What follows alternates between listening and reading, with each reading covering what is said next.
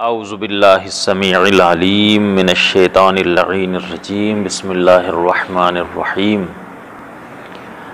अल्हम्दुलिल्लाहि रब्बिल आलमीन व बिही नस्तईन व हुवा खैरुल मुईन वस्सलातु वस्सलामु अला सय्यिदिल मुरसलीन व खातिमिन नबिय्यीन व शफीइल मुज़नबीन मौलाना व मौलल कौनैन जद्दिल हसन वल हुसैन अबिल क़ासिम मुहम्मद सुम्मस्सलातु वस्सलामु अला आलिहि तय्यबीन अत्ताहिरीन अल मासूमीन अल मज़लूमीन अल मुंतखबीन अल मुंतजबीन वल्लअनतु दाइमतु अला अअदाइहिम व गासिबि हुकूक़िहिम व मुनकिरि फ़ज़ाइलिहिम व मसाइबिहिम व शजाअतिहिम व अतशिहिम अजमईन।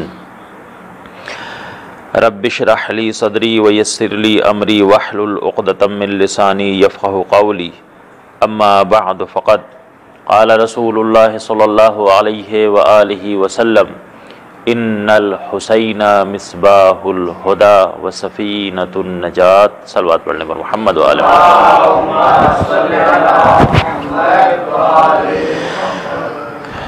मोहतरम और मुअज़्ज़ज़ सामीन इकराम,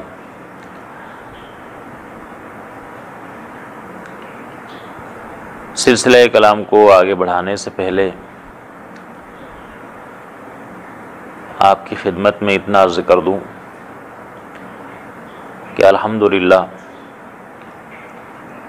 खुदा का शुक्र है कि उसने हमें ये तौफ़ीक़ दी है कि फ़र्श अज़ाए हुसैनी बिछाकर हम सब मिलकर ज़िक्र मोहम्मद व आले मोहम्मद कर रहे हैं।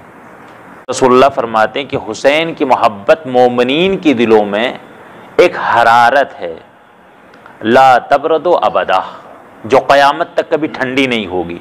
वो जो उल्फ़ते हुसैन की हरारत है, उस हरारत का तकाज़ा ये है कि जब ख़तीब पढ़ रहा होता है वो अकेला नहीं होता, हम उसके साथ उस आवाज़ मिलाकर कहते हैं कि आप तन्हा नहीं हैं, हम भी आपके साथ में हैं। एक सलवात पढ़ लें मर मोहम्मद वाले मोहम्मद।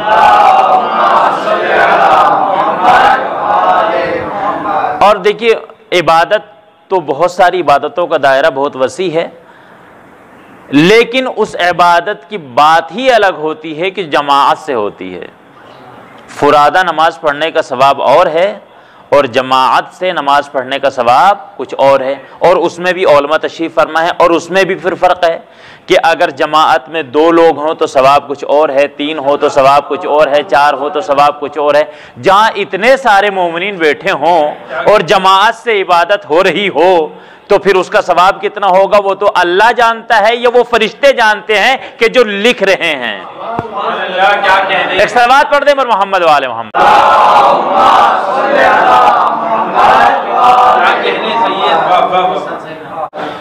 पैगम्बर इस्लाम रूही लहुल फिदा का इरशाद गिरामी है, बेशक हुसैन हिदायत का चराग है और नजात की कश्ती है।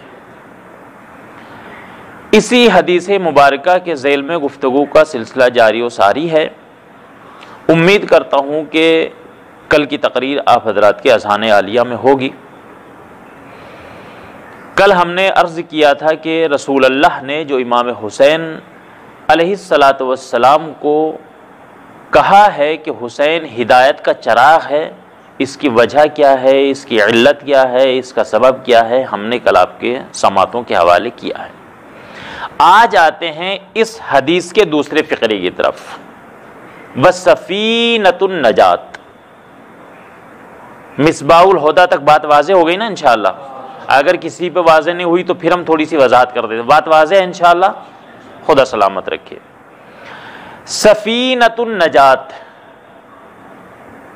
मासूम का कोई कौल हिकमत से खाली नहीं होता है। मासूम के हर कौल के अंदर हिकमत पोशीदा होती है। रसूल अल्लाह ने जो हुसैन को मिसबाहुल हुदा कहा उसमें भी एक हिकमत थी, और जो रसूल अल्लाह हुसैन को सफ़ीनतुन नजात कह रहे हैं इसमें भी हिकमत है। अब हिकमत क्या है? जब छठे इमाम जाफ़र सादिक़ अलैहिस्सलातु वस्सलाम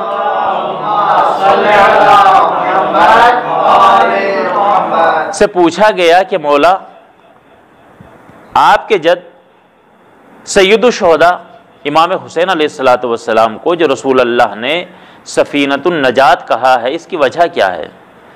क्या आपके घराने का हर फर्द सफीनतुन नजात नहीं है? तवज्जो है आप हजरात की? आपके घराने का तो हर फर्द सफीनतुन नजात है। ये घराना वो घराना है कि अगर इस घराने के किसी एक फर्द के साथ कोई मुंसलिक हो जाता है तो उसे निजात मिल जाती है। तो मौला वजह क्या है कि जहां सारे सफीनतुन नजात हो वहां हुसैन को तखसीस दी जा रही है? तो छठे इमाम ने मुस्कुराकर कहा कि इसमें कोई शक नहीं है कि हमारे घराने का हर फर्द सफीनतुन नजात है।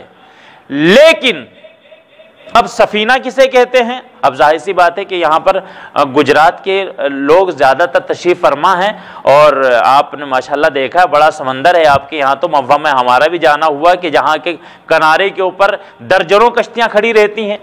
तो सफीना कश्ती को कहते हैं। कश्ती की खासियत ये होती है कि जो इसमें सवार हो जाता है वो मंजिल मकसूद तक पहुँचा देती है, लेकिन उसके लिए एक शर्त है। शर्त यह है कि चलाने वाला और मुहाफिज मजबूत होना चाहिए। अगर चलाने वाला मजबूत नहीं है, हिफाजत करने वाले के अंदर अगर दम नहीं है, तो कश्ती मंजिल तक नहीं पहुंचा सकती। तो हुसैन है सफीनतुन नजात, और हुसैन की हिफाजत करने वाला कौन?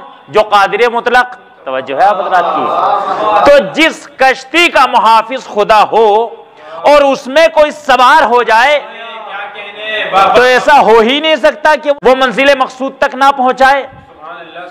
तो हुसैन है कश्ती नजात। छठे इमाम से जब पूछा गया तो मौला ने फरमाया कि हम सब सफीने नजात हैं, मगर हमारे जद हुसैन की कश्ती ऐसी कश्ती नजात है जो सबसे ज्यादा तेज रफ्तार है। अगर उससे कोई मुंसलिक हो जाता है तो सबसे पहले उसको मंजिल मकसूद तक पहुंचा देती है। इसलिए रसूल अल्लाह ने कहा कि हुसैन सफीनतुन नजात है। और कैसे सफीना है इमाम हुसैन? जब तक मदीना में थे तो वहां भी सफीना नजात, और जब इमाम हुसैन अलैहिस्सलातु वस्सलाम इसी सफीने नजात को मदीने से लेकर चले हैं करबला की तरफ, तो जो भी इससे मुंसलिक होता गया उसी को नजात मिलती गई। मैं कहूँगा मदीने वालों, खुशकिस्मती है तुम्हारी कि तुम्हारे दरमियान फर्जंद रसूल इमाम हुसैन अलैहिस्सलातु वस्सलाम है। काश मदीने वालों तुम मुंसलिक हो जाते इमाम हुसैन अलैहिस्सलातु वस्सलाम से। मगर अजब बात लिखी तारीख ने मेरे अजीज़ों कि इमाम हुसैन अलैहिस्सलातु वस्सलाम मदीना छोड़ रहे हैं और मदीने के मुसलमान अपने घरों में बैठे हुए हैं। चंद असहाब के साथ, अहले खाना के साथ इमाम हुसैन इस नजात की कश्ती को लेकर जा रहे हैं करबला की तरफ। लेकिन तारीख गवाह है कि असरे आशूर तक जो भी इस कश्ती से मिलता चला गया उसी को नजात मिल गई है। आप वहबे कल्बी को ले लीजिए। क्या वहबे कल्बी मुसलमान थे? नमाज पढ़ते थे, रोजा रखते थे। नमाज और रोजे की तो बात बाद में आएगी। वो तो मुसलमान भी नहीं थे, नसरानी थे। शेख सदूक अलैहिर्रहमा अपनी किताब अमाली के अंदर तहरीर फरमाते हैं कि वहबे कल्बी अपने खानवादे के साथ सहरा से सफर कर रहे हैं। रास्ते में इमाम हुसैन अलैहिस्सलातु वस्सलाम से मुलाकात हुई। इमाम हुसैन अलैहिस्सलातु वस्सलाम के सामने आकर इन्होंने कलमा पढ़ा और मुसलमान हो गए। अल्लामा मजलिसी अलैहिर्रहमा बिहारुल अनवार में तहरीर फरमाते हैं कि वहबे कल्बी अपने खानवादे के साथ सहरा से सफर कर रहे हैं। करबला से गुजर हुआ, देखा कि जंग का माहौल बना हुआ है। किसी से पूछा कि मामला क्या है? बताया गया कि जंग हो रही है। किसके दरमियान में? का फर्जंद रसूल और यजीद के दरमियान में। कि किस वजह से? लड़ाई की वजह क्या है, सबब क्या है? का वजह सिर्फ इतनी है कि यजीद हुसैन से बेआत लेना चाहता है और इमाम हुसैन कह रहे हैं कि मैं तेरी बेआत नहीं करूंगा।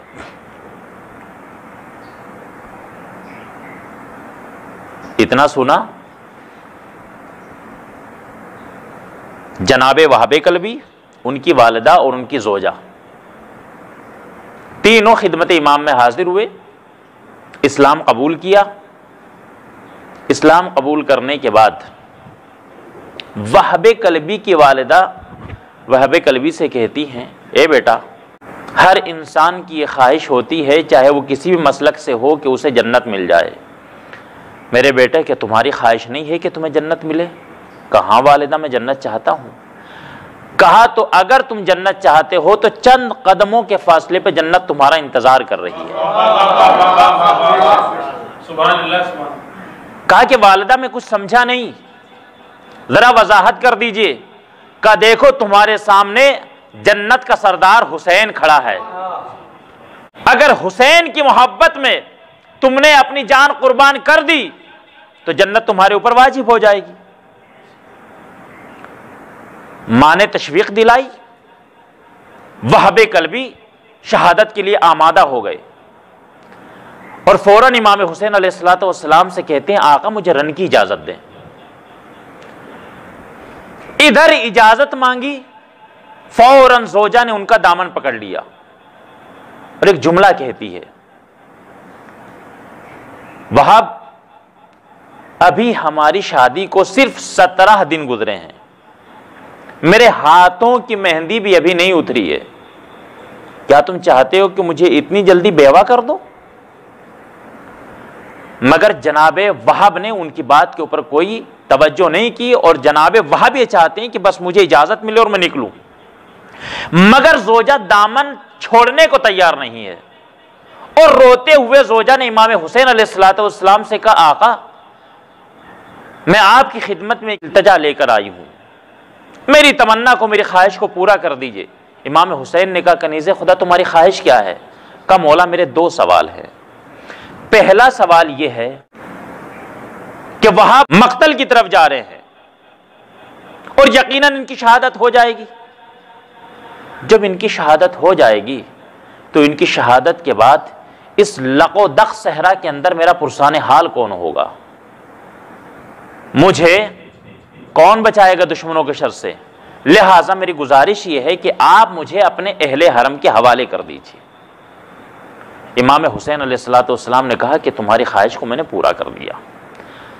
दूसरी ख्वाहिश क्या है? का मौला दूसरी ख्वाहिश यह है का वहाब जा रहे हैं मैदान क़िताल की तरफ और यकीनन इनकी शहादत हो जाएगी। ए मेरे मौला, मैंने अपनी ज़िंदगी के सिर्फ 17 दिन अपने शोहर के साथ गुजारे, मेरी ख्वाहिश ये है कि जब वहाब जन्नत में जाए तो मुझे भी इनके साथ जन्नत में जाने की इजाज़त मिलनी चाहिए। मांग किससे रही है? जन्नत के सरदार से। कसम खुदा की ये घराना वो घराना है जहां से कोई खाली हाथ नहीं पलटा है। इमाम हुसैन ने कहा, जाओ हमने तुम्हें जन्नत अता कर दी है, अब यहां तक आप मेरे साथ आए, खुदा सलामत रखे, बस चंद मिनट और आपकी जहमत तमाम। वहाब को इजाजत मिली, मैदान क़िताल में पहुंचे। मुवर्रिखीन ने लिखा है कि वहाब ने ऐसा जबरदस्त हमला किया कि बहुत सारे मलाइन को तहतीक कर डाला और जंग करते करते वो मरहला भी आया कि जनाबे वहाब के दोनों हाथ कट गए। जब वहाब के हाथ कटे, जोजा दूर से यह मंजर देख रही थी, उससे रहा नहीं गया, उसने फौरन एक लकड़ी उठाई और दुश्मनों के ऊपर हमला कर दिया। दुश्मन दूर हटे, जोजा शोहर के करीब बैठी। जैसे ही जनाबे वहाब ने जोजा के इस जज्बे को देखा, इस इसार को देखा, कहा, कनीज़े खुदा तुम क्यों चली आई यहां पर? जाइए, वापस जाइए, दुश्मनों के नरगे में बेहतर नहीं है तुम्हारे लिए कि यहां रहो, जाइए खेमे में वापस जाइए। एक मर्तबा जोजा एक जुमला कहती है कि मैं अब वापस नहीं जाऊंगी, यहां तक कि अपनी जान हुसैन के कदमों पर कुर्बान कर दूंगी। बस जैसे ही वहाब ने इस जज्बे को देखा, इस हौसले को देखा, फौरन हैरत से पूछते हैं, कहा तुझे क्या हो गया है?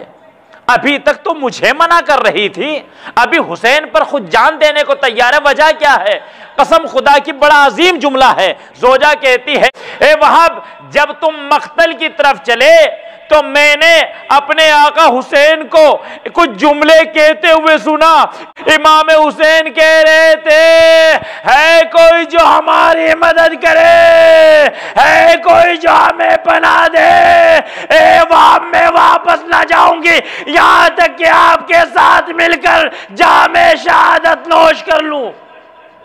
अजरुकुमुल अल्लाह, अजरुकुमुल अल्लाह। अज़ादारों, अब ये बातें हो रही थी, जालिम की फौज आगे बढ़ी, वहाबे कल्बी को पकड़ा, उमर साद के सामने पेश किया गया और बताया कि ये नसरानी है, हुसैन की मदद के लिए आया है। एक मर्तबा उमर साद कहता, इसके सरोतल में जुदाई कर दो।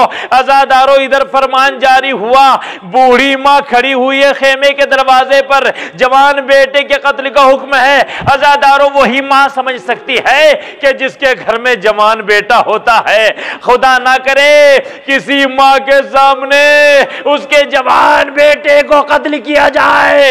एक मर्तबा बूढ़ी मां देख रही थी, वहाब के सरोतल में जुदाई हो। अजरुकुमुल अल्लाह, अजरुकुमुल अल्लाह। खुदा आपको कोई गम न दे सिवाय गम मोहम्मद वाले मोहम्मद के। और अज़ादारों, एक जुल्म और हुआ।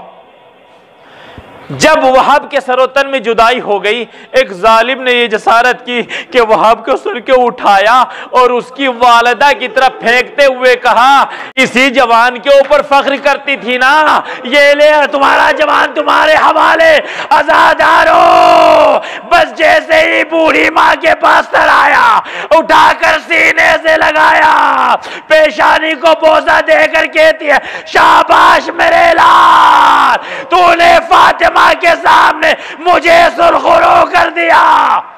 अजरुकुमुल अल्लाह। उसके बाद बूढ़ी मां ने अपने जवान बेटे के सर को एक कपड़े में लपेटा और अज़ादारों, जुमला सुनोगे, और ये कहते हुए फौजे अशकिया की तरफ फेंक दिया, ए यजीदियों, याद रखना हम हुसैनी हैं और हमारी एक आदत है कि जो हम राह खुदा में देते हैं वो वापस नहीं। अजरुकुमुल अल्लाह, अजरुकुमुल अल्लाह। मैं कहूंगा वहबे कल्बी, तुम कितने खुशनसीब हो कि मुख्तसर मुद्दत में तुमने जन्नत को हासिल कर लिया, तुमने अपनी जान को कुर्बान कर दिया, मगर हुसैन की जान फिर भी ना बच सकी। ए वहबे कल्बी, तुम्हारी शहादत के बाद आका हुसैन पे वक्त भी आया कि कोई नासिरो मददगार नहीं, हुसैन बुलंदी पर पहुंचे। हल मिन नासिरिन यंसुरना, है कोई जो मदद करे। ज़ैनब की आवाज आई, इजाजत हो तो सवार करो। नहीं ज़ैनब, जब तक तेरा भाई सलामत है खेमों से बाहर ना आना। मैं कहूंगा आका हुसैन, आपकी शहादत के बाद ज़ैनब व कुलसूम जलते हुए खेमे सरों से चादरें छीनी जा रही है। अला लअनतुल्लाहि अलल कौमिज़ ज़ालिमीन।